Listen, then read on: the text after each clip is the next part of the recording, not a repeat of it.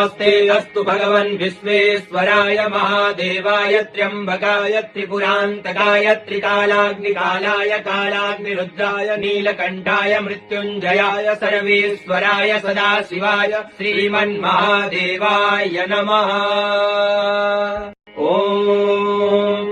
नमस्ते अस्तु भगवन् विश्वेश्वराय महादेवाय त्र्यम्बकाय त्रिपुरान्तकाय त्रिकालाग्निकालाय कालाग्निरुद्राय नीलकण्ठाय मृत्युञ्जयाय सर्वेश्वराय सदाशिवाय श्रीमन्महादेवाय नमः। नमस्ते अस्तु भगवन् विश्वेश्वराय महादेवाय त्र्यम्बकाय त्रिपुरान्तकाय त्रिकालाग्निकालाय कालाग्निरुद्राय नीलकण्ठाय मृत्युञ्जयाय सर्वेश्वराय सदाशिवाय श्रीमन्महादेवाय नमः।